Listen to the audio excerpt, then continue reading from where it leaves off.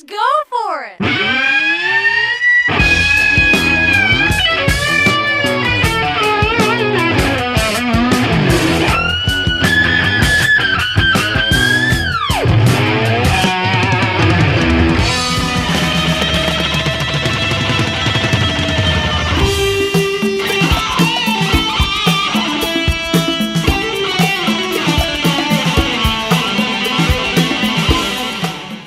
Ladies and gentlemen, the replacement. Hey everybody, it's me, your buddy Dave. Welcome to the Dark Stuff. Thanks a lot for checking in with my newest video.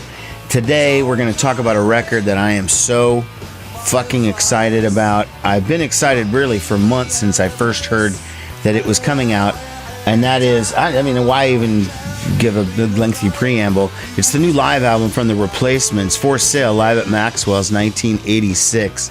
This beautiful album is like, oh my god, I haven't had something meet my expectations and exceed them to such a degree in like fucking years, I guess, for all I know. For a band that broke up in 1991, there's been a lot of reissue activity in the Replacements catalog.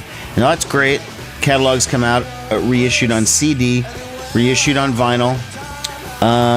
There's a 2-disc best of, there's a 1 CD best of that's career spanning, and some of the past work of former members like Tommy Stinson with band Bash and Pop has had a reissue come out along with a new record. There's been a lot of replacement stuff in the mix, but none of it was a live recording. And the story was, you know, because the Replacements are such a legendary live band, it was like, why don't they have a live album? Now, they had a promo EP in 1989 called Incarcerated, which featured like 4 or 5 songs from their Don't Tell a Soul tour, and it was used as, you know, as a promotional item around that time. It might have even, no, it was definitely Don't Tell a Soul. Anyways, and that CD is highly coveted. It's expensive and stuff to find. It was very, very limited. And that's the only formal Replacements live thing that's ever really come out. There was an infamous bootleg called The Shit Hits the Fans that came out in 1984. That was some guy had a tape deck, you know, just a tape recorder that he left, and then went away to watch the show, was intending to come back later and get his recording, only to find out that one of the guys in the band's road crew found the stuff, found the tape, took it, and then ultimately that became The Shit Hits the Fans. That was 75% cover songs, though. It was not really the Replacements doing their own stuff, and so you couldn't really release that officially. So this album is out, and this is just, it's amazing. First of all, let me just show you the packaging, okay? So you got this great looking cover. It's a gatefold. Tons of great pictures of the band. You've also got an insert here. Rock Like Murder, The Replacements at Maxwell's, and the liner notes are written by Bob Mayer, who's the author of the really, really excellent Replacements biography, Trouble Boys. So that's important to note. He's now very, very much tied in with the whole Replacements world, and if he's involved in it, you know, one, it's going to be well written, and two, it's going to feature cooperation from everybody affiliated with the band, which is fantastic. Before I get into the actual record itself, let me give you a little bit about the origins of the show and this particular live recording.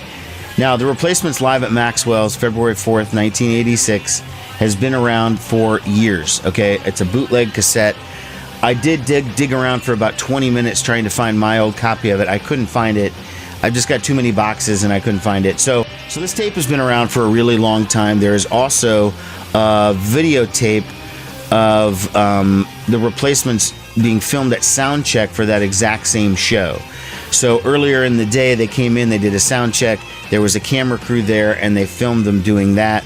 There's been a low-quality bootleg of that floating around for many, many years. It's great. For a while, that was the only footage I'd ever seen with Bob Stinson. Now there's others, of course, now that we've noticed. Right now, playing on my screen right there is the Replacements live in 1981. There's also a couple of clips of them in 1983 at First Avenue, opening for X. There's a video interview of all four members, and there's the tape of the Maxwell's thing, and then there's the Replacements in Europe on the Old Grey Whistle test, where they play Kiss Me on the Bus, and Bob is there too, plus SNL. That's it as far as video footage of the original lineup. So it's very, very, very limited.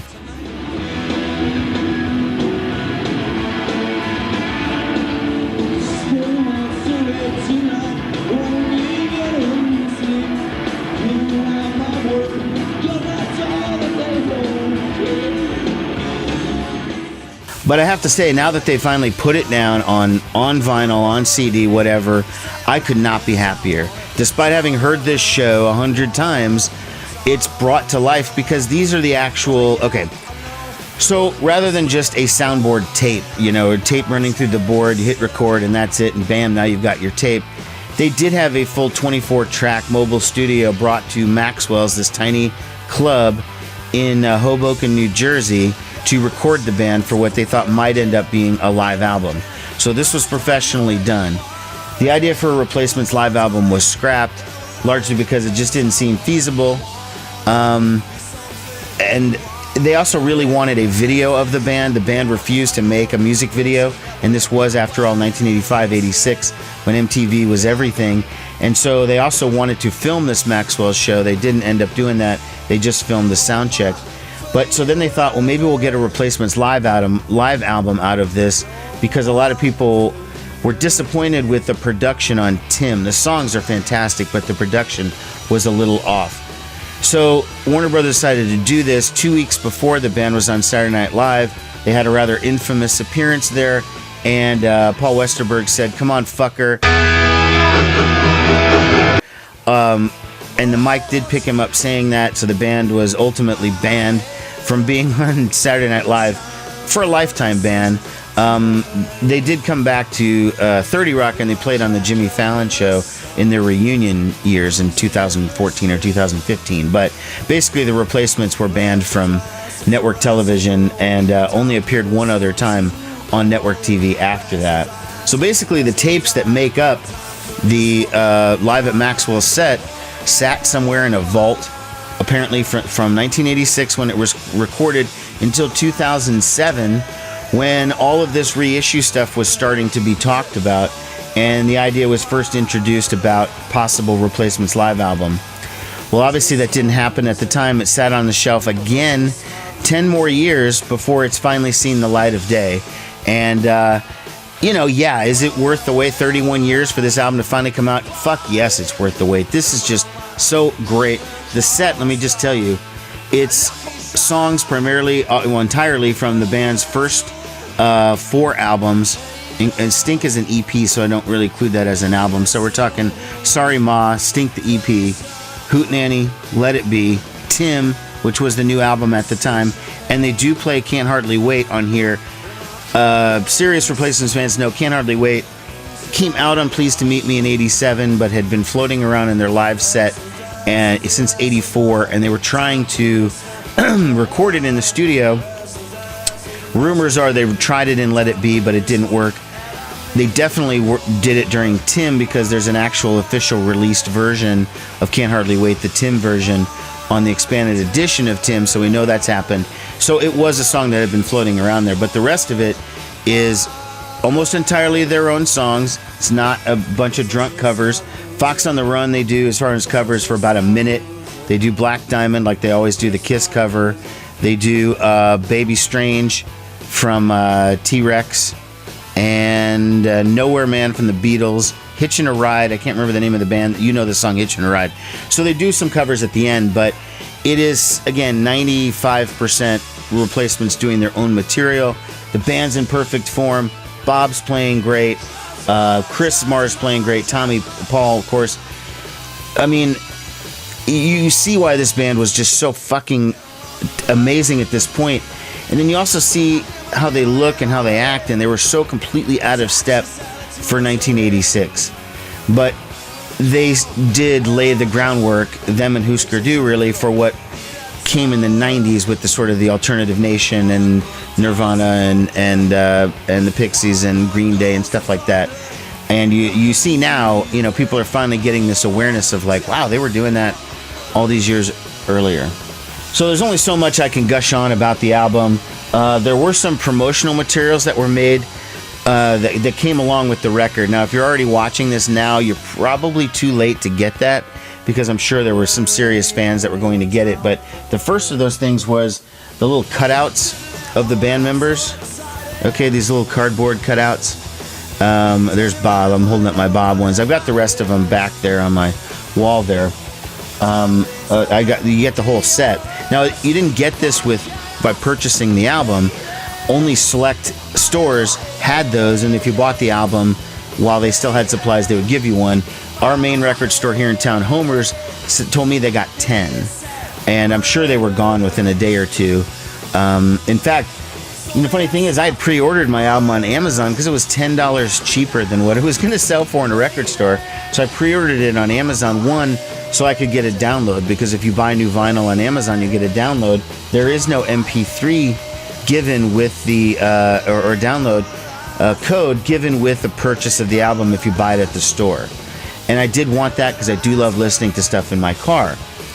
So I was like, I'm not going to go to the store. But then, of course, I get a call day of release from a friend of mine saying, hey, they have those cutouts down at Homer's. You should probably get down here. So even though I'd already pre-ordered one, I drove all the way downtown, went to Homer's, bought another copy so I could get the cutout, and also the other promo items which came with it, which was this postcard featuring an actual shot from the show, February 86. There's a little bit of promo stuff about it. You get a sticker that says Rock Like Murder, The Replacements. And there's something to this where it says Rock Like Murder, and it was also the inner sleeve was like that. There's some weird inside joke going on amongst band members at this particular show, and at various times people just start screaming murder for no apparent reason. Just murder! Murder! And you hear it a number of times at the beginning, in the middle, at the end. And it was some inside joke, but they're obviously playing it up with this Rock Like Murder.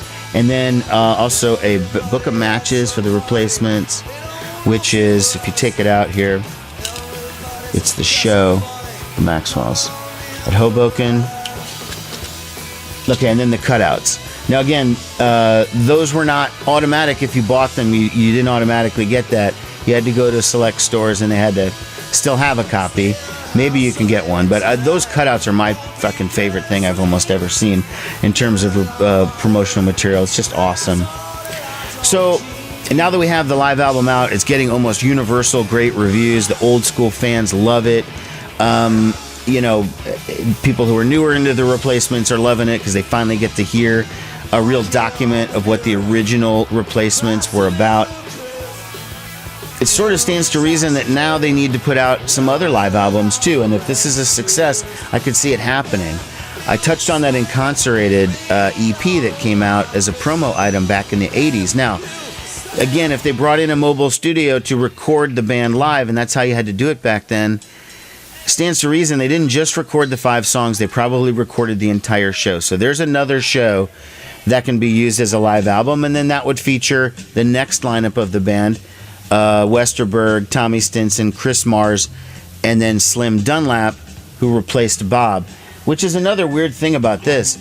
This is just a matter of like 3 or 4 months before this version of the band ended, before Bob was fired from the band. And they don't sound like a troubled band at all. I mean, granted, I don't know the vibe of hanging out with them and all that, and apparently Bob was pretty difficult and all that, but they play amazingly well. They were just tight as fuck, and it's like, you just wonder what could have... Anyways, I'm going off on a tangent. Okay, back to my old train of thought. So that's my idea for the next live album, would be to expand Incarcerated, put that out as a full-length live album. That would feature that version of the band. There's also the band's final show in their original run, July 4th, 1991. They played at Grant Park in Chicago. It was broadcast live on WXRT, so there's the source material. You already have the entire concert. It's been out as a bootleg for years, also, just like all this stuff has. But now you can formally make that a live album. Again, another thing just like this, great packaging, tons of photos, etc. And that would feature the final version of the band, which was Westerberg, Tommy Stinson, Slim Dunlap, and then Steve Foley, who played drums at the very, very end on that final tour, and then went with Tommy to be in Bash and Pop. I think that's all the real material you're going to probably find. This video that's playing right here is them. They were professionally videoed in 1981 by Twin Tone Records, their label at the time, and nothing was ever done with it. You could probably make a good audio record out of this, so maybe they could do something with this footage, not even make a video of it. I mean, the video's on YouTube. It's been out for years. But in terms of taking the audio and tweaking it in the studio and making it a live document of them in 1981. Beyond that, I don't think they're going to be able to do too much more. They've already done pretty much every bonus track they could possibly do with the reissue of the CDs. Now the entire catalog's on vinyl, so if they are looking for something new, you know, maybe they could do a live recording from the reunion shows. I don't know if they did any. I'm guessing they probably did, but I don't know. Anyways, long-winded way of telling me that you should buy this fucking album. This is a no-brainer. It's 5 stars. If your status goes to 5, if it goes to 10, it's a 10-star. I don't see a single flaw in this other than that it was a little pricey, but that's just the nature of things in 2017. All right, everybody, thanks a lot for watching. Take care. Bye-bye.